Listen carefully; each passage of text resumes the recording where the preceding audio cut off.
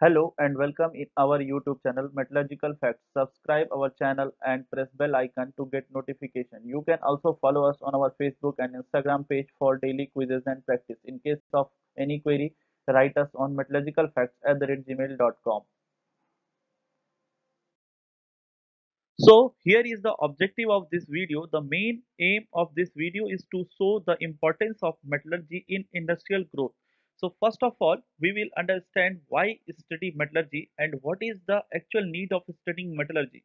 Then we will see which industries actually need metallurgists for the proper development and advancement. Next, we will discuss why these industries need metallurgists. And at last, we will go through few examples for better understanding of importance of metallurgy for the industrial growth. In previous video, we have already seen the historical aspects of metallurgy. To see the importance of studying metallurgy, we have to go through the basics. The earliest humans had access to only a few very limited number of materials, those that occur naturally. That was stone, wood, clay. Then people discovered techniques for producing materials that had properties superior to those of natural ones. Furthermore, it was discovered that properties of material could be altered by heat treatments and by the addition of other substances. This study was done by metallurgists and in under the branch metallurgy.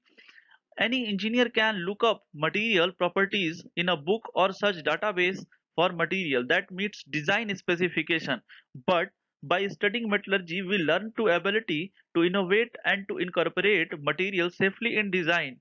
Also, we understand how to manipulate material properties and functionality through the control of material structure and processing techniques. For example, automobile would not have been possible without the availability of inexpensive steel or some other comparable substitute that is non-ferrous alloys. Here are some industries listed which really need metallurgists for advancement and growth. These industries are representing metallurgist work, most of which affect nearly everyone in daily life. The first one is ferrous industries. In these industries, metallurgists do marvelous work by producing different grades of steel.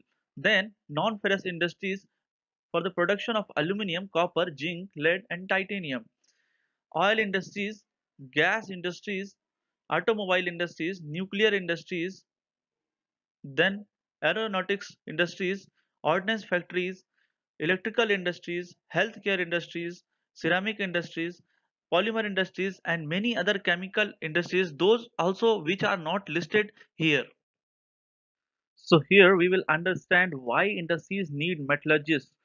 Metallurgists have played a key role in the development of new advanced material by creating opportunities for new industries in a diverse range of engineering applications. They are not limited to the primary production of metals, but they have significantly changed to manufacturing technologies. Engineers, technicians, designers, tool and die makers need skills in selecting materials and heat treating process. Further, repair workers and service personnel who identify cause of equipment failure should be trained to recognize the cause of cracks and excessive wear. They need to know how to examine a material. For these, they have to understand the basic concepts of metallurgy. The metallurgist of the future will spend more time utilizing the powerful computer tools that have become available through the digital revolution rather than patrolling the shop floor controlling individual unit operations. They will they can play a key role in increasing the productivities of integrated operations by using sophisticated computer based tools.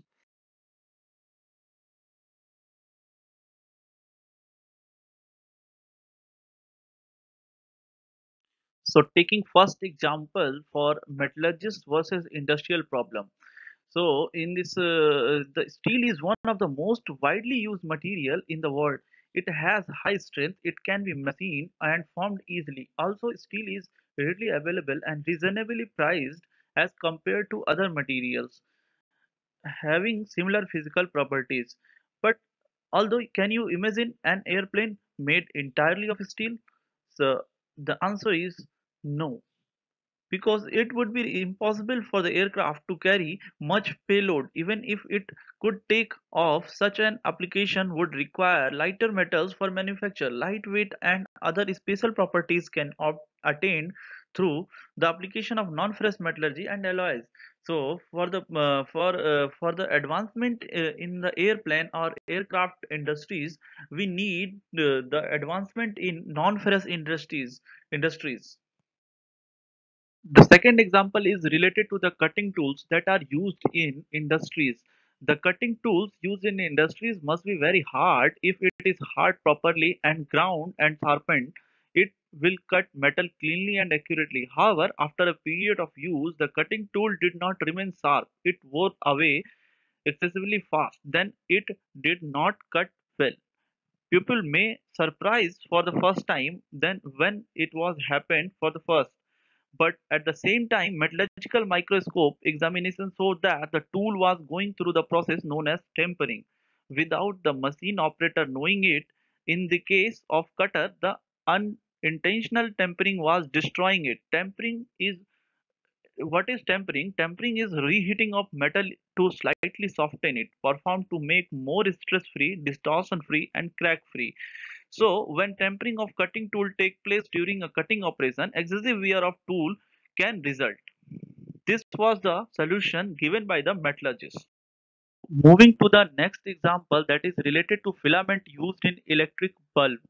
So, first filament known to be used by man is cellulose filament. After that, Edison discovered that carbonized bamboo made excellent lamp filaments. To make these filament, pieces of single bamboo plant was sliced lengthwise into extremely fine strips and bent to their desired hairpin or loop shape in order to fit into the bulb. After finding few limitations in bamboo filament, they discovered carbon filament, and then after tantalum was used, first metal used for filament of electric bulb.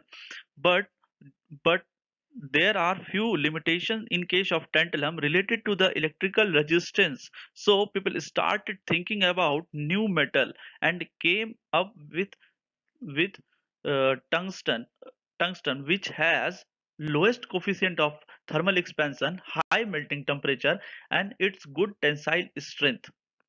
So in present time, tungsten filament is used in electric bulb, that is processed by powder metallurgy and wire drawing industries related to metallurgical processes. Example is gear that is used in almost all machines and automobile industries. A gear in a machine that ran continuously was subjected to a large force. As a result, the gear teeth were rapidly. If a hard, strong material were used to make the gear, it would resist this type of wear. However, most hard and strong material are also brittle and crack under the shock forces. For this problem, metallurgists suggested case hardening processes. Case hardening produces a hard surface on the metal part while interior core remains relatively soft and ductile. By understanding these examples, we can understand the importance of metallurgy in industrial process.